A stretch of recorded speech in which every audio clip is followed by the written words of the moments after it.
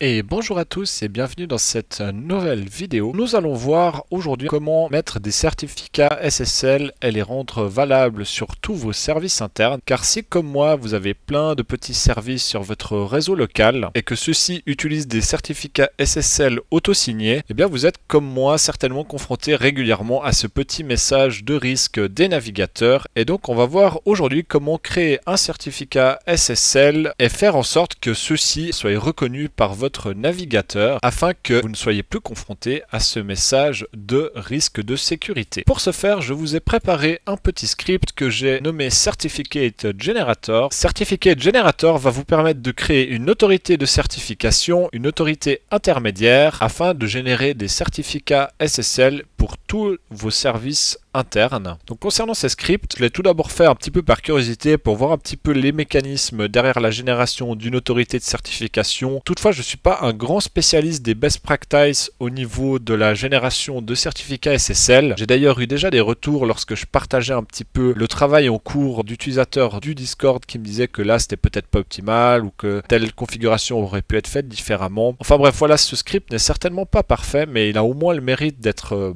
parfaitement fonctionnel autant que je sache, et vous allez voir que je crois avoir fait quelque chose de vraiment assez sympathique à l'utilisation. Donc pour cette démonstration, on a ici notre serveur qui est pve.tontonjo.tld, qui est le serveur Proxmox de laboratoire qui nous met un message de certificat non valable. L'objectif de cette vidéo va donc être de générer un certificat SSL valable pour tous les sous-domaines type PVE. L'objectif de ce certificat va donc être d'ajouter un trust à notre connexion sur notre serveur Proxmox, tout simplement.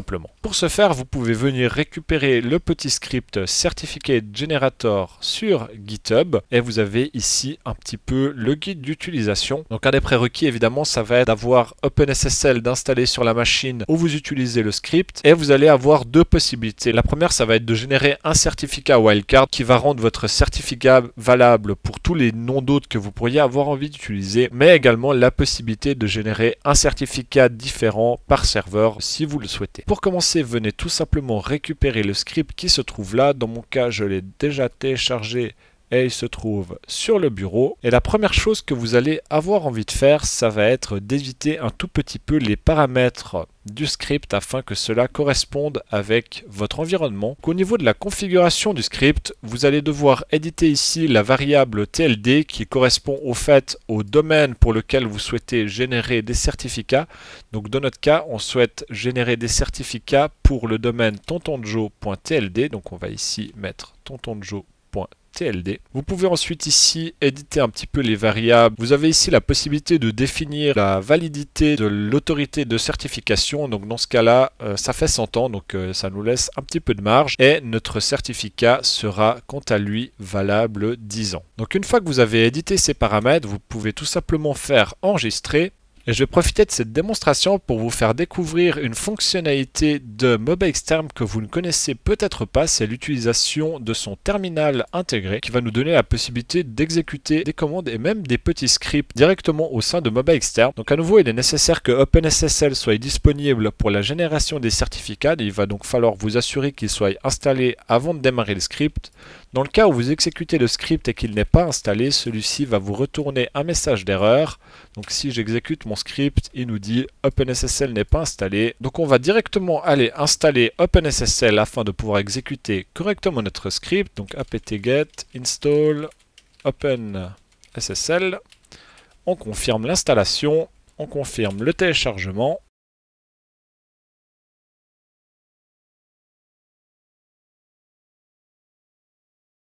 Donc à présent que OpenSSL est installé, on va pouvoir exécuter le script. Donc si je l'exécute de cette manière-là, on va générer un certificat SSL wildcard pour le domaine qu'on a spécifié. Mais j'ai également la possibilité, en passant une option juste après, de générer pour un hôte spécifique. Donc dans notre cas, on va aller avec la génération d'un certificat wildcard. Donc la génération s'est bien déroulée, on voit ici qu'on a les diverses options qu'on a rentrées qui ont été passées correctement au script, et l'on voit qu'un dossier certificate a été créé à l'endroit où le script se trouve, dans lequel se trouve à la fois notre certificat root, notre certificat intermédiaire, et nous avons dans HostCert notre certificat wildcard qui est à disposition. Donc maintenant que nous avons généré notre certificat SSL, nous allons l'utiliser sur notre serveur Proxmox. Donc on va se connecter.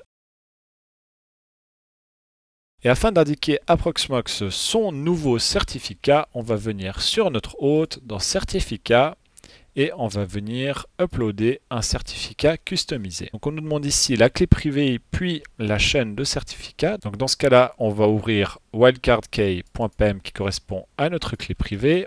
On la copie, on colle son contenu et on fait de même avec le certificat que l'on va ouvrir avec Notepad++, dont on copie également le contenu et que l'on ajoute. Donc à présent, je fais upload et le certificat va être chargé dans Proxmox. Voilà, on voit qu'on a à présent de nouveau un message de risque de certificat non reconnu, mais le certificat qui nous est présenté est bel et bien celui que l'on vient de générer. Donc on voit qu'en altname, on a le wildcard et que notre nom commun est tontonjoe.tld.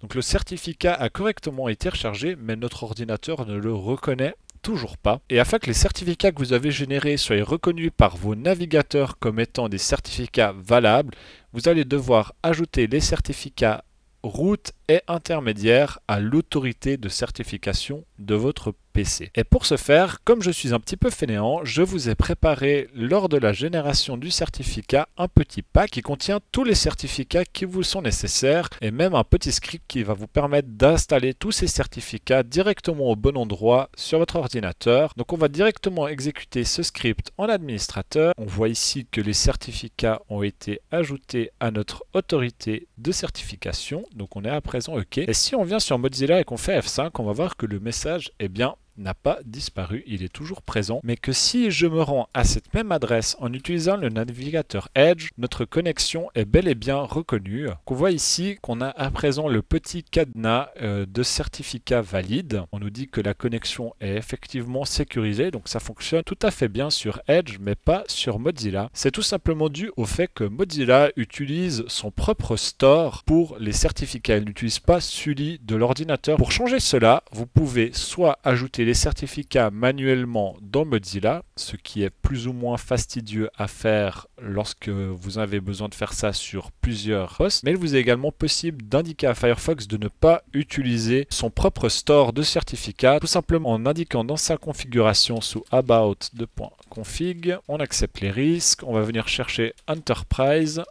et ici Security Enterprise Roots Enable, on va le passer sur True et on sauvegarde. Et à présent, Mozilla utilise l'autorité de certification de notre PC et directement on voit que le certificat est passé en valide. Donc à présent, évidemment, ce certificat, je pourrais l'utiliser pour tous les noms d'hôtes qui sont sous tontonjoe.tld et il serait valable et reconnu par mon ordinateur. Donc évidemment, le script avec le pack est à exécuter sur tous les ordinateurs pour lesquels vous souhaiteriez que cette connexion soit validée. Donc maintenant qu'on a généré notre autorité de certification, dans le cas où vous souhaiteriez générer un certificat différent peut-être pour un autre hôte, vous avez la possibilité de réexécuter le script en indiquant le nom d'hôte que vous souhaiteriez et vous allez retrouver dans votre dossier HostCert un dossier du nom de votre hôte qui contiendra tous les certificats dont vous avez à nouveau besoin. Donc voilà, c'est tout pour cette vidéo de présentation de mon petit script pour générer des certificats SSL pour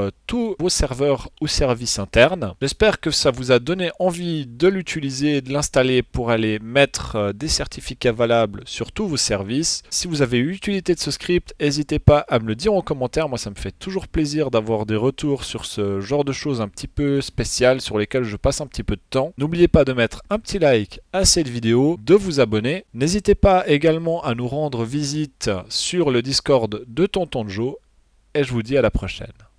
Ciao ciao.